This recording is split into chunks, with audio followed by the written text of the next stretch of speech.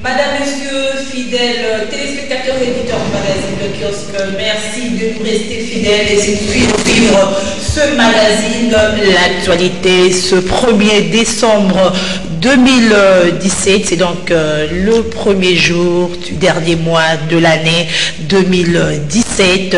C'est la marche pacifique du rassemblement de forces politiques et sociales acquises au changement.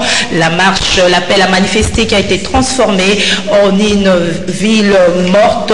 Nous allons parler tout au long de ce magazine kiosque des bilans et perspectives à travers des invités sur ce plateau. Ils sont deux. Il s'agit de Fidèle Moussamou. Bonjour Fidèle. Bonjour consoeur. Merci d'avoir répondu à notre invitation une fois de plus. Oui, je ne sais pas comment m'avait dit je viens. Après la journée ville morte hier, vous étiez à la maison? Oui, mais je suis revenu en ville, mais il y avait un problème. Enfin, je devais faire le journal. Je suis venu difficilement, il n'y avait pas moins de transport. Et puis je suis quand même arrivé, on a accéléré, on a fait le journal est sorti. Ouais. À moins qu'il y ait un problème à l'imprimerie, mais j'étais là. Ok. En face de vous, c'est François Minga, journaliste indépendant. Oui. C'est votre première participation au magazine Kiosque. La toute première, oui. Vous êtes à l'aise? Je suis à l'aise de retrouver la grande famille encore. Ok. Merci François. 1er décembre, c'est la journée mondiale de lutte contre le VIH-Sida. Le rapport de l'OMS, 1 million de personnes tuées par an, si je ne m'abuse, une personne contaminée toutes les 17 secondes dans le monde, 36 millions des personnes, le bilan fait par l'OMS en 2016, la lutte contre le VIH-Sida. Monsieur Fidèle Moussamou, une population en bonne santé, c'est un facteur important de développement, un des facteurs de développement, et le VIH-Sida constitue un problème de santé en République démocratique du Congo. Fidèle Moussamou. Oui, c'est un problème de santé à travers le monde, parce que c'est un virus qui impacte tout le monde. Mais le drame au Congo, c'est qu'on ne prend pas ça au sérieux. Les autorités sont d'ailleurs, ils ne sont pas ici, ils sont d'ailleurs. Leur corps est ici, le nôtre est d'ailleurs. Il n'y a aucun acte posé par le gouvernement actuel. Aucun acte. Et pourtant, nous avons des virologues des grandes normes internationales. Nous avons des centres de santé parmi les meilleurs du monde. Vous savez que nous avons un dispensaire dans chaque coin. Mais ici, leur attention est ailleurs. En fait, c'est plus des stratégies pour conserver. Non, ils s'en fichent. Ils s'en contrefichent. C'est comme si ce n'étaient pas des Congolais. Les autorités, surtout du régime actuel, se comportent comme des étrangers au Congo. Ils s'en fichent. Regardez, Kabila n'a pas été à Abidjan. Il était représenté par le vice-premier ministre en charge des affaires étrangères. On dit que ce sont les chefs d'État de l'Union africaine et de l'Europe. Il reste à la maison pour manger le foufou et le Thompson. Il est représenté, monsieur Moussa. Non, sa présence est indispensable. Et donc ils sont fous, il n'est pas concerné. Écoute, je commence à comprendre, lui il ne se sent pas concerné. Les autres également. Quand Stockton qu'il envoie là-bas, il va aller saluer le chef d'État par accident. Il ne va pas participer à la réunion du chef d'État, donc le Congo est absent à Abidjan. Vous vous rendez compte?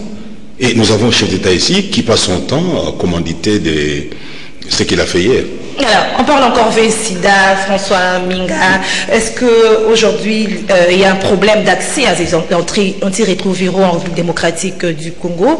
Est-ce que vous êtes d'avis par rapport à ce que vient de dire Moussamou? Le pouvoir se préoccupe plus au maintien de stratégies pour conserver le pouvoir au lieu de s'intéresser à la population, parce que la population, la santé de la population est un des facteurs de développement du pays. Oui, j'ai suivi ce que vient de dire mon collégateur. Je n'ai pas les dernières statistiques de la population du VIH-Sida l'année passée. 36 millions. 36 millions, c'est pour cette année.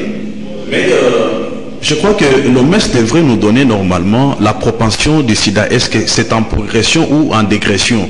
Et à ce moment-là, nous pouvons savoir à quel niveau notre État peut aussi intervenir, ce qui est vrai. Les centres de santé, il y en a beaucoup. Et la RDC a connu quand même beaucoup d'émergences dans les secteurs sanitaires. Ceci permet quand même, tant soit peu, à combattre les VH.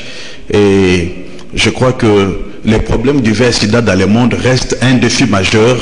Et même les États sont vraiment concernés par cette épidémie. Je crois que on va améliorer dans ce sens-là. Mais en ce qui concerne l'absence du chef de l'État à l'Abidjan... Non, nous parlons d'abord SIDA. C'est un sujet que nous allons aborder tout au long de ce... Oui, c'est comme je le disais, ça reste un défi. Je crois que le ministre de la Santé ainsi que les services auxiliaires devraient faire un effort considérable pour essayer un peu de éradiquer cette épidémie, essayer un peu de voir comment vulgariser deux mesures foires tendant à pouvoir, n'est-ce pas, baisser le taux de progression du pandémie du VIH-Sida. Et alors, on en vient maintenant à ce sujet. Vous voulez intervenir par rapport à ce qu'a dit M. Moussangou au sujet de la présence du chef de l'État à Abidjan, au sommet Union africaine, UE. Les confrères, je crois que, je ne sais pas s'il a compris comment la diplomatie marche dans le monde.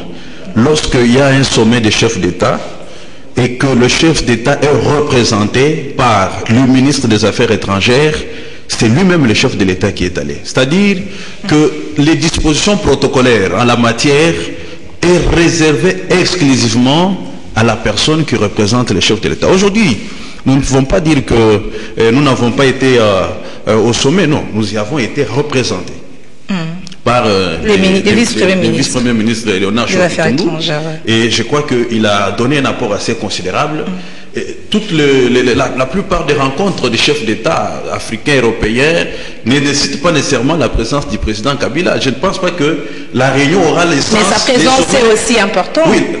Oui, c'est important pour son agenda. Parce qu'on a vu plusieurs autres. On parle de 80 quelques chefs d'État. Oui, mais 83 n'ont pas représenté le continent africain et le continent européen tout entier. Les deux continents ne représentent pas 83 chefs d'État, c'est au-delà.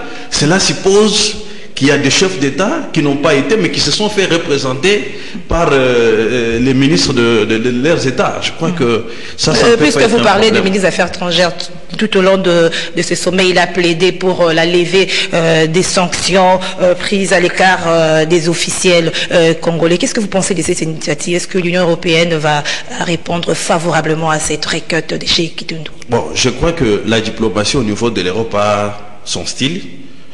C'est une diplomatie par moment qui nous met en position non confortable, mais ils pourront étudier et voir la possibilité de la levée de ces sanctions. Je me rappelle même que lors du sommet de l'Union africaine, lors du sommet de l'Union africaine à Éthiopie, Addis Abeba, je crois que les ministres des Affaires étrangères avaient fait voir aussi, dans les mêmes ordres d'idées, de pouvoir lever les sanctions qui pèsent. Donc je crois que cette fois-ci, l'Union européenne et certains États partenaires pourront, dans la mesure du possible, voir comment résoudre ces problèmes. Est-ce que l'Union européenne va arriver à lever ces sanctions, vu que la RDC, vu par rapport à la RDC qui brille dans la violation des droits de l'homme, si je peux dire ça. Mais les sanctions doivent être appliquées de manière objective. Est-ce qu'il y a l'objectivité dans les sanctions de l'Union européenne? Parce que il s'en souviendrait que la plupart des personnes, ou soit des sanctions qui sont évoquées, touchent à des individus qui, maladroitement, n'ont pas deux pieds sur terre, n'est-ce pas? Soit ce sont des commissionnaires de certains individus qui se comportent mal, et c'est là fait cette responsabilité, on le fait endosser dans notre régime. Je ne pense pas que ça soit notre régime qui soit trop acculé par des sanctions. Non.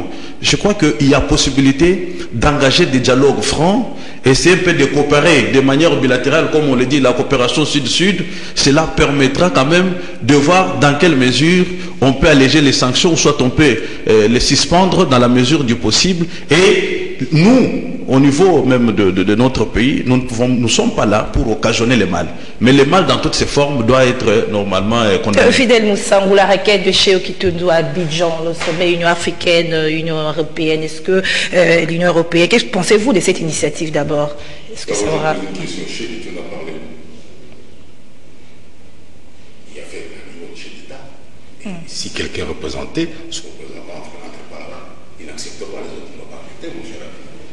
Ça, c'est la diplomatie.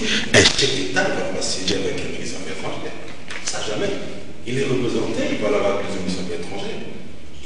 Pour Pas prononcé. Vous avez vu tu me prononces un discours là? Il n'a pas prononcé un discours. Il n'est pas chef d'État. C'est un principe. Un deuxième élément, Chokitou nous va faire alléger quoi? Il pèse quoi? Il pèse pas. Le Congo ne pèse plus. Le Congo est dans le concert des régimes génocidaires. Voilà ce qui s'est passé hier. Il n'y a que le sang qui coule. On ne prend plus le régime du Congo sérieusement. On ne le prend plus sérieusement. Il n'y a que des sanctions, sanctions, sanctions. Et vous croyez qu'un régime qui a des sanctions, l'Union européenne est prise au sérieux? Non, pas prise au sérieux. Donc la requête des chefs qui ne va pas... Et c'est une mouche qui est passée, les gens continuent à travailler, c'est fini, les sanctions sont là-bas. La preuve. Quelqu'un qui faisait beaucoup de bruit ici en disant que non, il n'a rien en Belgique. On l'a vu aller commander un passeport à toute humanité, soit disant sa maman est en Belgique malade. On lui a donné combien? Une journée. Et on dit, tu ne vas pas là-bas, tu n'arrives même pas à tel endroit. On a donné un périmètre où il peut circuler. On a mis des limites. Alors c'est ridicule, ça. C'est bête. Ça veut dire qu'on ne vous prend pas au sérieux. Vous êtes un pays qu'on appelle, c'est pas un État voyou. Voilà ce que nous avons comme. Malheureusement, moi, heureusement, je ne suis pas dans un État voyou parce que je ne suis pas membre du régime. Voilà le salaire que nous avons. Donc, écoutez, quand quelqu'un ne se déplace pas, il envoie quelqu'un, les autres ne l'acceptent pas. Quand il y a huis clos, ils ne participent pas à huis clos. Ils ne peuvent pas le faire. Sur le plan mondial, ça ne se fait pas. Finalement, un jour, il va envoyer son chauffeur. Il finit par envoyer son chauffeur. Non, on n'est pas jusque-là. Les chauffeurs, parce que c'est ça. Il est quand même ministre des Affaires étrangères. Il n'est pas chef d'État. Les chauffeurs, il n'est pas chef d'État. Envoyé pour dire quoi, comme qui, sur quel... Pourquoi n'a-t-il pas envoyé le Premier ministre? Ah, première question. Pourquoi n'a-t-il pas envoyé le président du Sénat? Première question. Alors, on ne prend pas ce pays au sérieux. Il aurait pu envoyer Kengo. On prendrait plus ou moins au sérieux, mais il ne va pas siéger dans une réunion réservée au chef d'État. Jamais. Mais vous le dites bien. Oui, François. Il le dit bien, effectivement. Lors des sommets du genre, il y a des réunions réservées exclusivement aux chefs d'État entre homologues. Tout comme dans des grandes réunions comme le sommet d'Abidjan, Oui. tous les chefs d'État, malgré leur présence, les ministres des Affaires étrangères devraient faire partie de cette réunion. Et en plus de ça, mais écoutez, chers confrères, le chef de l'État, en choisissant, il a le pouvoir discrétionnaire de pouvoir choisir la personne qu'il veut pour lui représenter dans un sommet.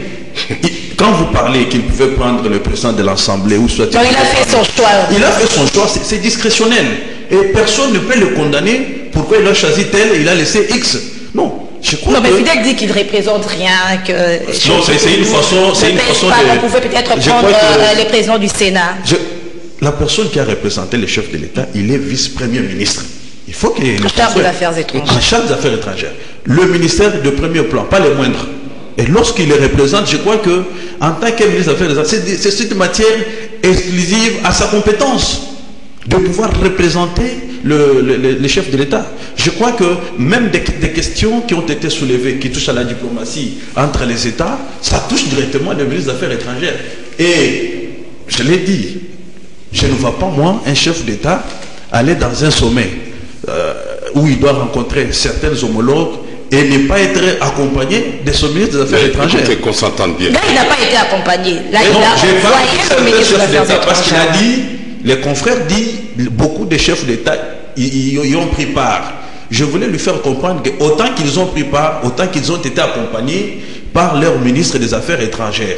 Et ces ministres devaient aussi rencontrer leurs homologues. C'est comme ça que la diplomatie fonctionne. Il y a un problème.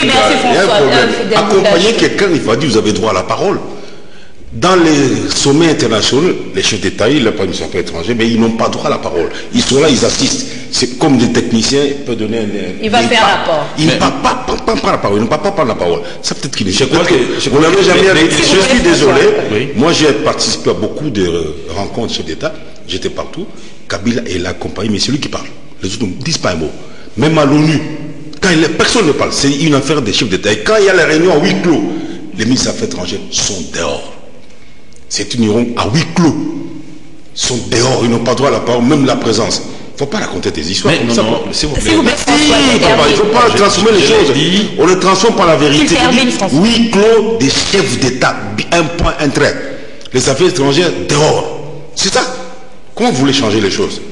Vous n'êtes pas de cet avis-là? Non, je suis de son avis. Peut-être que nous parlons le même langage, mais dans des termes différents. J'ai dit à mon co-débatteur ceci, qu'il y a des rencontres qui concernent des chefs d'État, ils peuvent se parler à huis clos. Je n'en disconviens pas.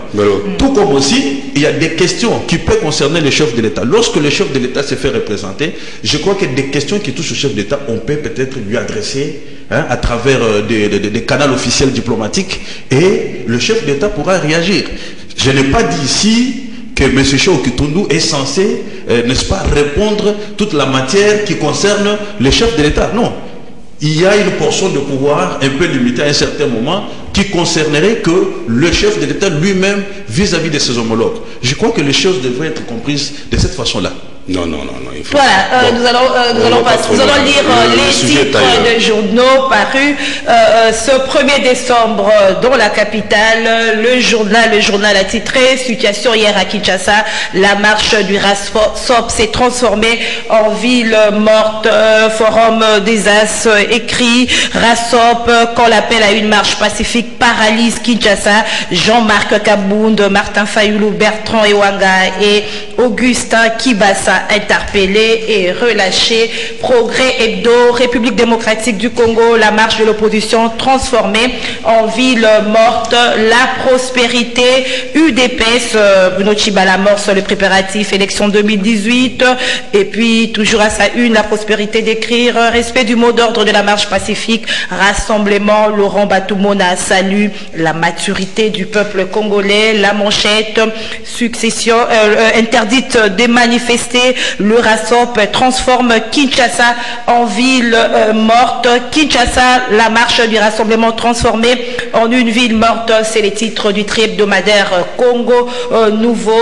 Et l'éveil d'écrire processus électoral pour le Conseil de sécurité de l'ONU 23 décembre 2018, rendez-vous Muret. Le RASOP rejette l'envol et les MLC proposent.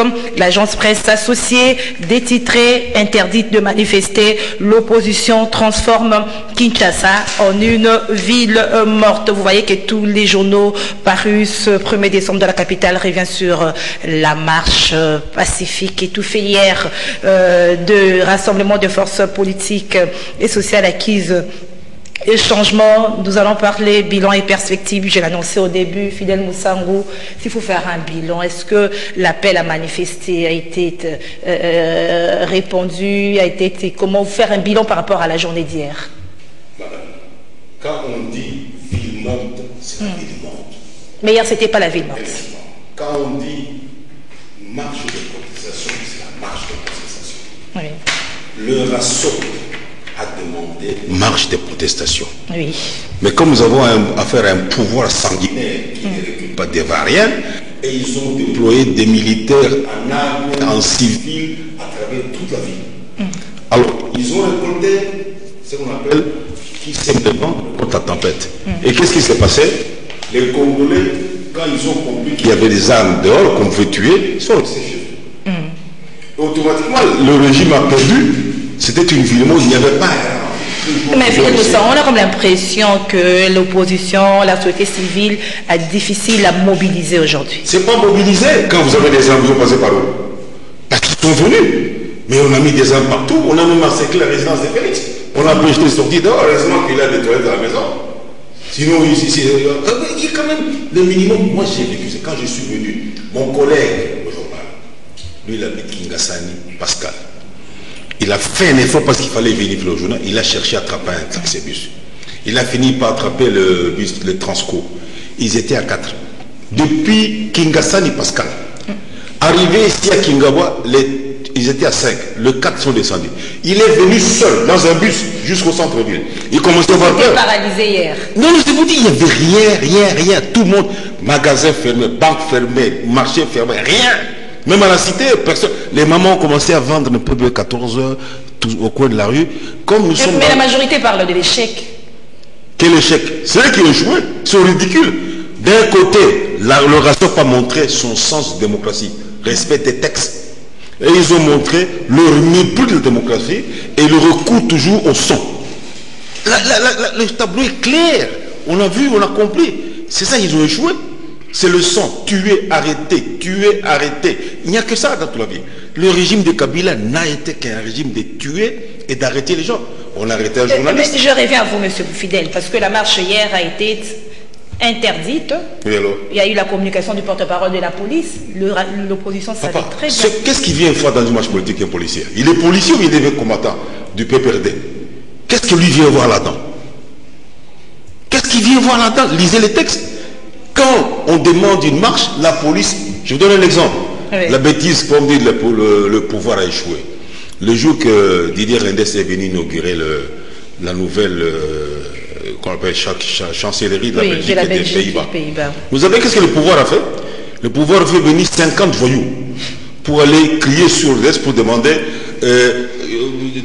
procès sur l'assassinat de Lumumba. Mais ils ont oublié une chose. Mais ils sont de leur droit de... Non, écoutez, madame. Lumumba est mort où? Lumumba est mort au Katanga. Qui est pas des Katangais. Donc, les frères de Kabila, les frères provinciaux de Kabila qui ont tué Lumumba.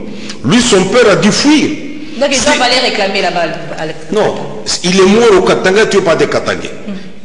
Et Laurent Désiré a dû fuir, il est allé en exil. C'est pourquoi Joseph est né en brousse. Quand ils font ça, ils ne se rendent pas compte qu'ils mettent le couteau dans la plaie, de Kabila qui a au cœur. Il est né en brousse, pas comme les autres garçons. Il est né en brousse. Vous vous rendez compte? Il a grandi en brousse. Et puis en exil, parce que son père s'opposait à l'assassinat de Lumumba. Il veut qu'on soulève ce procès-là. Vous allez voir qui ont tué Lumumba. Et demande ça à Didier Reynders. Ça, c'est une bêtise. Voilà la bêtise, le poursuit. Ça, c'était lundi. Ils étaient humiliés. Et hier, ils ont récolté un échec grave. Une marche pacifique. Eux, ils mettent les armes, les chars de combat, ils tapent, ils arrêtent. Ils ont même tapé. Mais comment vous parlez d'échec, autant plus qu'il n'y a eu personne qui est sorti pour manifester? Il y a pas la population. Mais ils ont mis des chars de combat. La résidence de Félix a été encerclée. Je vous dis que s'il n'y a pas toi de qu'il allait faire ses mesures. Lui avec les gens qui habitent avec lui. Avec des chars de combat, ils ont arrêté les gens. Ça, c'est un régime sanguinaire. Et là, Dieu est en train de les confondre. Quand on dit Makambo Mabe et Soukakamabe, ils sont tentés Dieu est tenté de les confondre un à un. Le monde entier, même les coloptères, même les Esquimaux là, au pôle Nord, sentent que le régime de Kabila est un régime sanguinaire et génocidaire. La preuve est là. Voilà, François Minga, comment expliquer qu'une marche pacifique soit transformée en ville morte? Parce qu'il y a eu déploiement de la police partout et tout était paralysé hier. Pas d'école, même des hôpitaux, on dit que les malades n'étaient pas là. Merci Madame Gisèle. Je voudrais d'abord répondre à une préoccupation. Quand vous nous avez présenté, il est journaliste. Oui, comme vous. Comme moi, il est journaliste. Vous répondez à mes questions. Je réponds à votre question, mais je ne l'ai pas senti beaucoup plus être. Je le sens beaucoup plus être un combattant de l'opposition dans ses dires. Bon, c'est son droit, ce n'est pas grave. Mais en ce qui concerne la marche d'hier, non, il faut comprendre une chose, que depuis un certain temps, nous assistons à des situations qui frisent par moments, qui frisent le bon fonctionnement de nos institutions vers la fin de l'année. Les gens ne sont pas sortis parce qu'ils soutenaient la marche. Les gens sont restés à la maison. Mais je vous l'ai dit. Parce qu'eux-mêmes de l'opposition qui parlent, qu'est-ce qui prouve, quelle est l'évidence qu'ils ont de faire croire à la face du monde que les gens ont allé participer à la marche? Non, les gens se sont abstenus tout simplement. Les gens ont eu peur du déploiement de la police. Ils ont eu peur. Des chars qui étaient partout. Non, madame. Qui ne sait pas qu'à chaque fois qu'il y a des marches, ça débouche toujours par des pièges. Vous savez, hier on a voulu tenter de pouvoir saccager une station essence quelque part. C'est pas parce qu'il y a la police, c'est parce qu'il effraie la population. La police vient, je crois que même en France, partout en Europe, dans des pays de vieille démocratie, lorsqu'il y a la marche, on doit encadrer les manifestants. Mais c'est pas ce qui se passe ici. Qu'est-ce qui s'est passé? On n'encadre pas. François, s'il vous plaît, vous ne trouvez pas que tous ces déploiements de la police hier, parce que le gouvernorat de province a dit qu'il y avait du mal à encadrer les manifestants parce qu'il y avait plusieurs itinéraires. Mais tout ce qu'on a vu hier comme policiers, armes, chars et consorts, est-ce qu'on ne pouvait pas les utiliser pour encadrer la marche pacifique? Mais c'était dans ce sens-là. Ça allait d'ailleurs affaiblir l'opposition. Madame, c'était dans ce sens-là qu'on a dû déployer des policiers pour encadrer. Mais il faut savoir une chose. Encadrer. Est-ce que vous avez suivi, la la décision de l'autorité de la ville André Kimbuta en ce qui concerne la marche? A-t-il autorisé ou pas? Il n'avait pas autorisé. Parce qu'il y a eu des groupes similaires, tantôt des activités de l'opposition, tantôt c'était la majorité. Ça allait donner une cacophonie. Je crois que Kimbuta agit en sagesse. Après avoir accepté de pouvoir... Contre la Constitution, la liberté des manifestations. Non, je crois que chaque fois quand l'opposition demande la marche, ils le font. On ne leur a pas toujours interdit. Mais la circonstance, exclusivement pour la journée d'hier, c'est parce que et l'opposition avait l'activité et la majorité avait l'activité. Vous vous imaginez à quoi ça pouvait déboucher. Et d'ailleurs, il faut ici louer la bravoure même de nos forces vives, de forces de la police, parce que jusqu'hier, tout le tabloïd, comme vous l'avez dit ici, on n'a pas fait allusion à un incident majeur sur l'ensemble du pays. Mais Kinshasa reste maintenant une ville où les gens pensent qu'ils peuvent tout se permettre. Mais vous avez suivi à l'intérieur. Je prends le cas de la province de Lualaba. Les gens ont vagué librement leurs occupations. Dans d'autres provinces, les gens sont allés, ils ont travaillé, les enfants étaient à l'école. Dans quelle province? Je prends le cas de Lualaba pour ne pas parler de d'autres provinces. Le cas de Lualaba. Des élèves sont allés. Les élèves sont allés, ils ont étudié, madame. Partout. Ils ont étudié. Vous en êtes sûr? Mais madame, vous avez tiré ces informations? Vous êtes des journalistes, investiguez. Oui, allez-y. Essayez peu d'investiguer, tendez le micro à vos correspondants qui sont à l'intérieur du pays. Est-ce qu'on peut dire aujourd'hui qu'à là-bas, les gens ont, la journée était une ville morte? Non, les gens ont vagué librement à leurs occupations. Donc, mais François, vous ne trouvez pas que le fait d'étouffer les manifestations de l'opposition, parce que ce n'est pas une première fois, c'est là, ça démontre que la RDC est un État dictatorial, non un État de droit? D'abord, nous appelons la République démocratique du Congo. Nous sommes un État de droit. Nous devons respecter les valeurs républicaines et la démocratie. Ce sont des valeurs que nous défendons tous.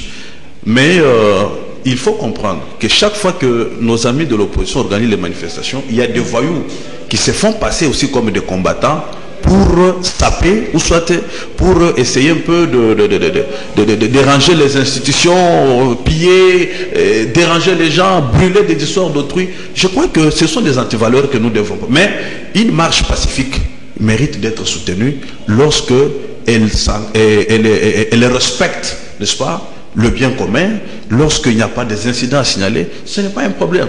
Mais conclure aujourd'hui pour dire que non, ça a été une réussite totale. Non, les gens se sont réservés tout simplement de peur de pouvoir tomber dans l'embuscade avec certains voyous. Moi, je crois qu'il fallait comprendre les choses dans ce sens-là. Cela ne veut pas dire que nous ne reconnaissons pas qu'il y a des combattants. Nous les reconnaissons en tant que tels, mais ce ne sont pas des combattants majoritaires comme on est en train de le démontrer aujourd'hui. Voilà, Fidèle Moussamou, les objectifs de la marche est pacifique. Je vais rebondir sur un élément historique. Oui, vous répétez d'abord ma question. Moi, je suis journaliste. Vous suivez d'abord ma question. Je suis journaliste professionnel et je ne fais que ça. Je ne suis pas combattant. Je n'ai jamais été combattant. Ah, vous répondez à... Non, il ne faut pas qu'il me colle de choses que je n'ai pas. Moi, je suis journaliste professionnel. J'ai dit, je laisse ça fait 30 ans que je suis dans le métier. Okay. Alors, c'est pas aujourd'hui qu'on va me donner combattant. Ça, c'est un 2. Les 50 voyous là qui sont allés manifester contre RDC, ils étaient encadrés par la police. Et on pose la question au gouverneur Kimbuta. Vous savez comment Kimbuta a répondu? Il a répondu en français, mais il a raisonné à lingala. C'est-à-dire? Oui, il a raisonné à lingala et il a répondu en français. Non, moi je ne savais rien, j'ai mon témoin ici. Il a dit ceci. Il a raisonné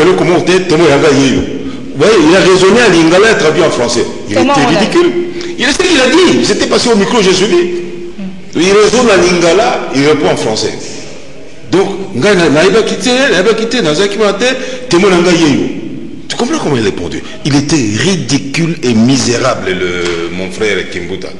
Alors, qu'est-ce qui se passe que 50 voyous qu'on a ramassés ne pas où peuvent aller manifester comme Randex, ici au boulevard, et quand il y a toute une population, la majorité, les 9/10 des Congolais, veulent marcher pour protester contre ce régime sanguinaire et génocidaire, on déploie des militaires et on a perdu de l'argent pour rien.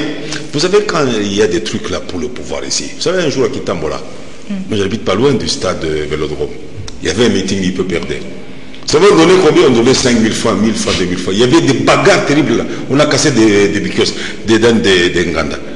Les gens vont au meeting pour 5 000 francs. 5 000 francs. 2000 francs. Parce que la population souffre. Hier, comme on a déployé des forces là, donc on a donné des primes aux militaires, allez-y. Combien? 1000 francs, 500 francs, 1000 francs, 500 francs. Et les pauvres gens... Vous êtes sûr? Enfin, nous avons des frères là-bas. Moi, j'ai des frères parmi... J'ai des généraux, des colonels, des... Qu'est-ce que vous allez faire avec 1000 francs? Non, on a donné beaucoup. Mais comme le Congolais a le goût de mettre de côté, quand il dit donner 10 000 francs, il prend d'abord 9 000 francs et met en poche. Il amène 1000 francs et dit débrouillez-vous, lui il fuit. C'est comme ça les Congolais. Je vous dis que c'est cette chose. Mais nous avons moi j'ai des frères généraux, des collègues de promotion qui sont là, des généraux. J'en ai beaucoup. Ils me le disent. Hier, on a dépensé beaucoup d'argent pour mobiliser, comme on dit, à l'UDP. Mais pour éviter la casse, pour éviter qui casse? Madame, qui casse? Les 400 corps dans les fosses communes à Maluku, c'est l'UDPS. Les 400 corps à Maluku, ils sont encore là-bas, c'est l'UDPS. Ici, on avait parlé des indigents. Donc tout d'un coup, Kinshasa, il y a 400 indigents qu'on va enterrer comme des animaux sauvages à Maluku. C'est des Congolais qu'on a tués les 19, 20, 21.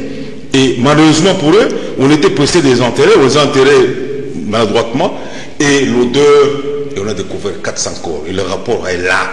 Et mon ami Christopher Ngoy avait filmé ça quand on a amené les corps à Voilà, il y a eu des interpellations et libéré à l'interpellation de l'honorable Wanga, le secrétaire général de l'UDPS qui bat ça également. Et il y a également l'arrestation ou l'interpellation de notre confrère Daniel Safou. Là, c'était à la veille. Safou, c'était avant-hier. Il prenait son verre avec des amis, quelqu'un. Il prenait son verre.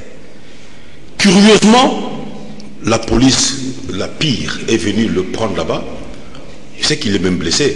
On l'a ramené, il a dormi. Nous l'avons appris hier. Et moi et Esther, nous sommes mis à téléphoner partout. On a visé le monde entier et les chefs de la police.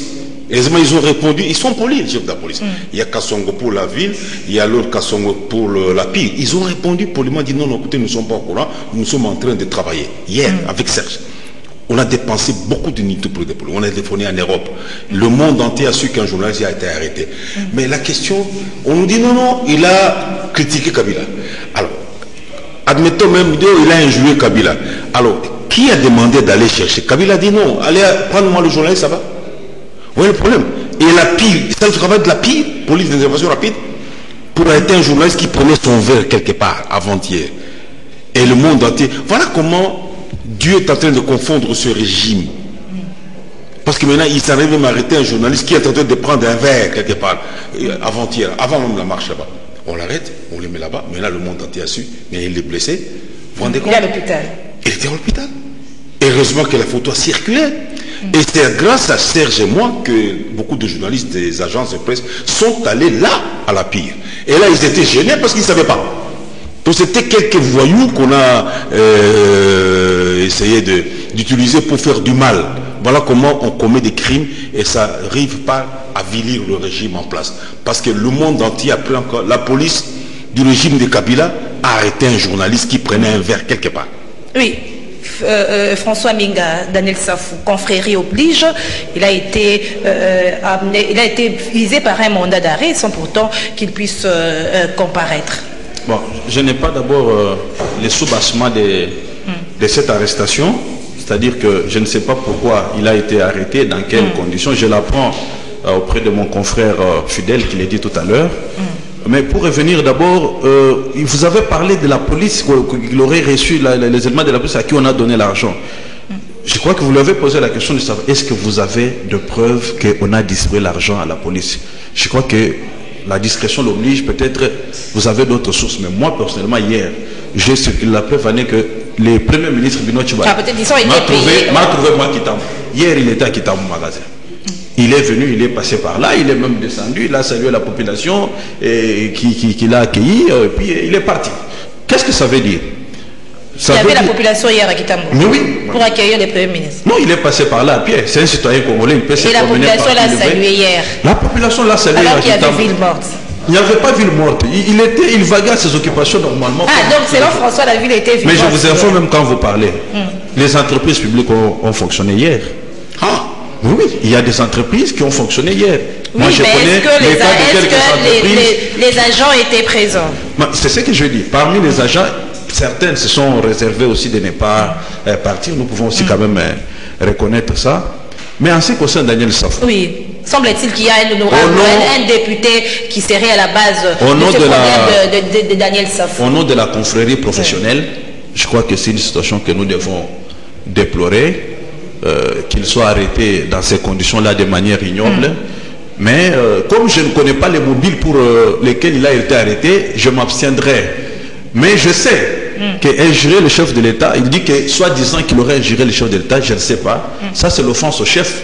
Je crois que même nous, les journalistes, lorsque nous commettons les délits, par exemple dans notre comportement, ça mérite d'être interpellé. Mais le cas de Daniel, je m'abstiens d'entrer dans des détails, étant donné que, mais je crois qu'il a été relâché, je pense, cher confrère. Papa, et là, on ne veut pas relâcher quelqu'un.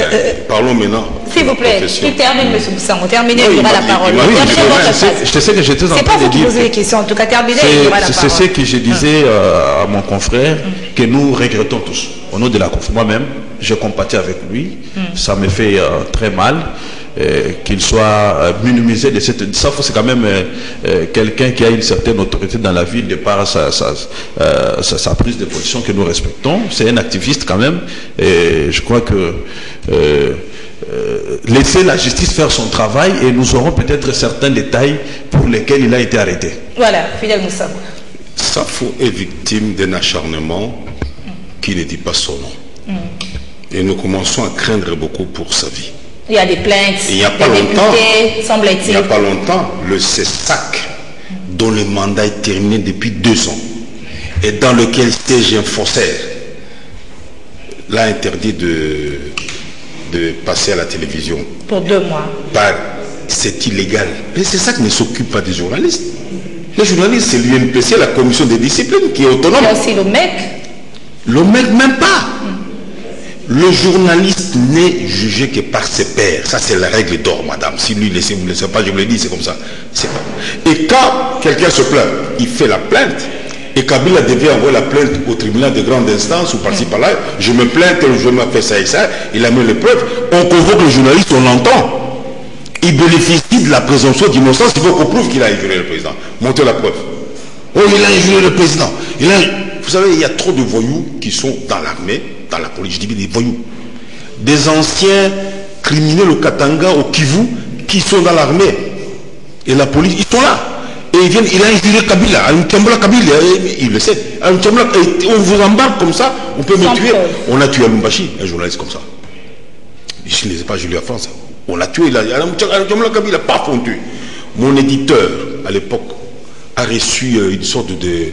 Mouboya a reçu, on est allé le chercher chez lui, pour un article sorti dans les phares. Et on l'amène à la CNS, il prend son sang, ici.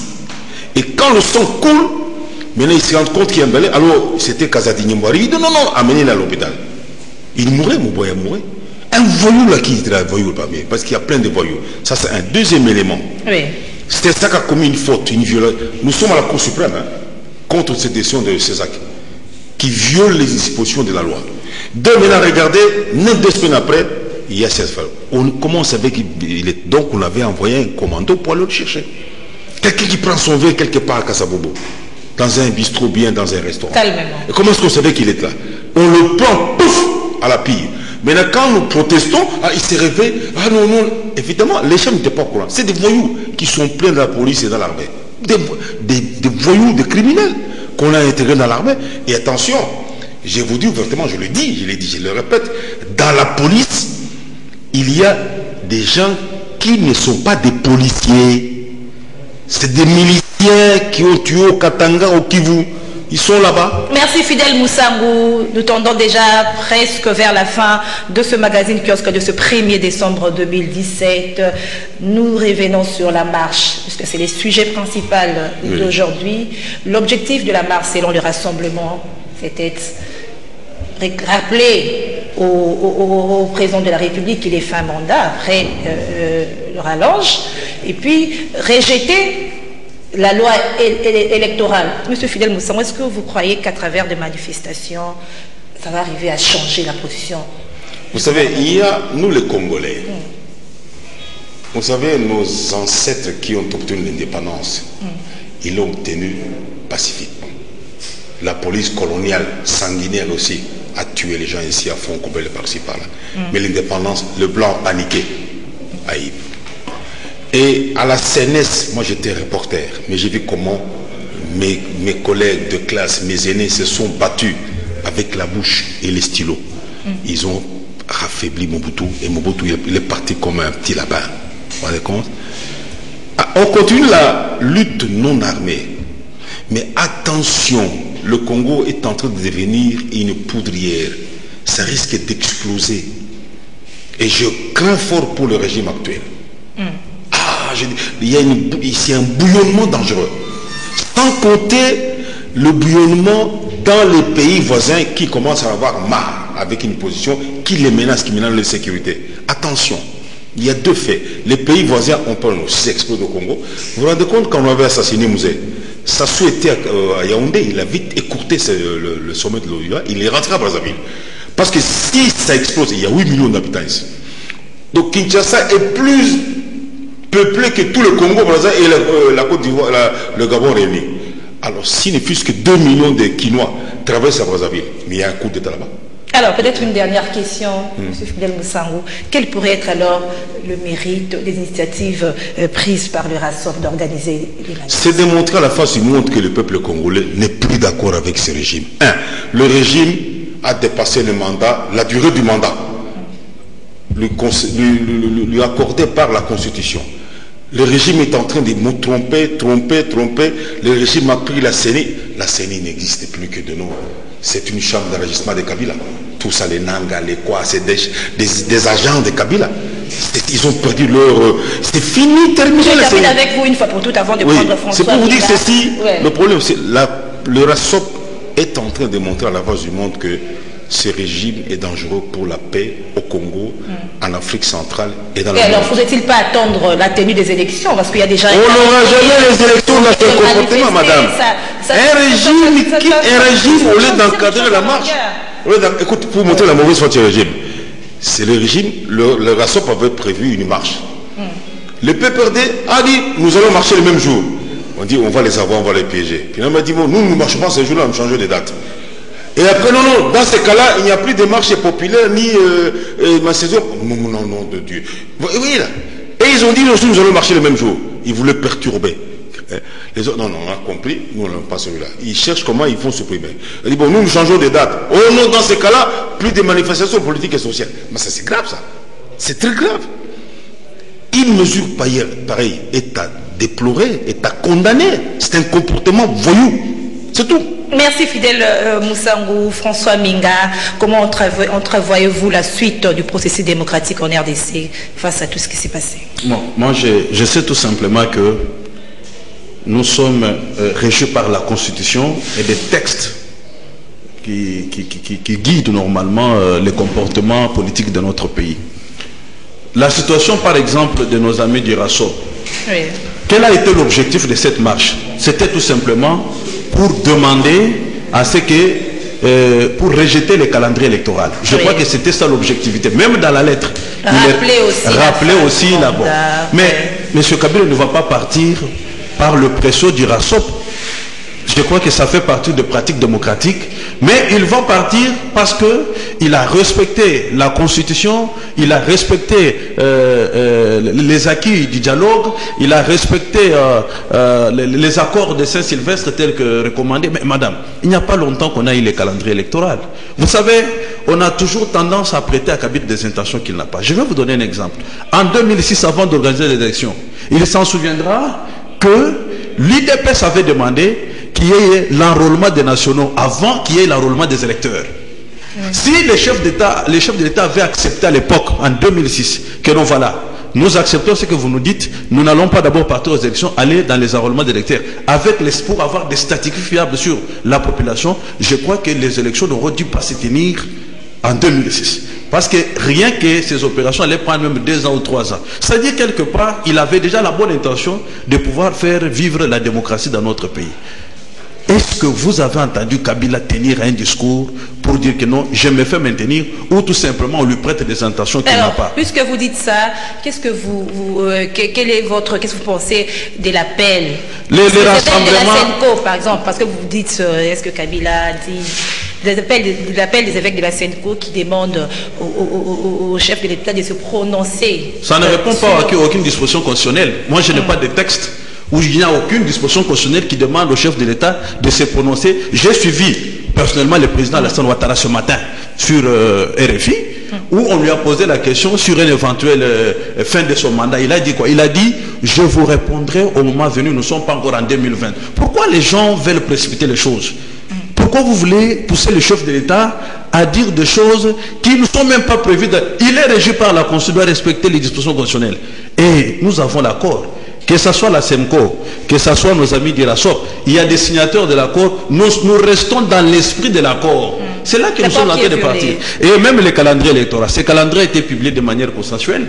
Ce n'est pas la majorité qui a fait les calendriers. C'est la CENI qui est l'organe indépendant à pouvoir, n'est-ce pas? Mais la CENI a quel partenaire? Les grands partenaires de la CENI sont la société civile, la majorité et l'opposition, c'est tout. C'est sur ces éléments-là qu'il s'appuie pour avoir ses moyens de défense ou ses moyens de travail.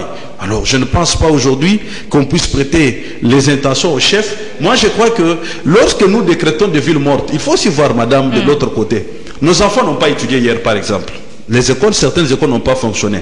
Vous trouvez responsable pour un membre d'IRASOP qui se régit parce que les écoles ont été fermées. Vous savez ce que cela coûte à la République? Refuser que les enfants n'aillent pas à l'école, tout simplement parce que lui devrait marcher. Qu'est-ce que les enfants ont à faire dans tout ça? Nos enfants à nous, qu'est-ce qu'ils ont à faire dans tout ça? Les mamans, les vendeurs, ceux qui vivent au quotidien, des petits pains et consorts, qu'est-ce qu'ils ont à faire? Parce que ces gens ne vivent que du vécu quotidien par jour. Vous voyez que quelque part, lorsque nous décrétons des marches, il ne faut pas qu'en cherchant la marche, que nous puissions aussi violer certaines dispositions constitutionnelles. Oui, donc François, nos amis une quelque dernière part... question parce que nous terminons déjà. Oui. Est-ce que vous ne pouvez pas étouffer les marches démontrent la force de l'opposition? Quelle force de l'opposition, madame? Nous savons que... Vous savez, pourquoi alors le pouvoir a peur que l'opposition puisse manifester? Vous savez que depuis un certain temps, en Afrique, nous sommes le seul pays où la démocratie a pris de l'ascenseur, tout simplement par rapport aux revendications. Même quand vous entendez parler de tous ces mouvements au Togo, au Burkina Faso et concert, mais l'opposition avait commencé. Notre opposition, je crois qu'il s'exprime. Ça, il faut reconnaître. L'opposition s'exprime. Vous recevez les gens de l'opposition chaque jour. Vous recevez ceux de la majorité chaque jour. On a interdit à personne. J'ai aimé... Mais il y a quand même des interpellations. C'est la fin les de ce interpellations, c'est l'extrapolation. Mettons de lire un message de téléspectateur. Je suis monsieur Lucien Issekin Manga Ingolé. Hier, le peuple refusait de sortir parce qu'ils avaient peur d'être accusés. Les Kamouela Sampou, c'est la police de l'RDC. Je salue notre population pour la maturité. C'est la fin de ce magazine. Merci, monsieur Fidèle. Merci, François Minga. Merci au réalisateur du magazine kiosque Doudou Montiri qui souhaite un heureux anniversaire à Lebo Makweke. Merci à Moro Nzambe qui était derrière la caméra, Dadi Kusaka, Alain Kabongo, Fiston Atunga et le vieux sage Jacques Rwandenga. Nous nous retrouvons le lundi, si Dieu le veut. Bon début de week-end à tous. Au revoir.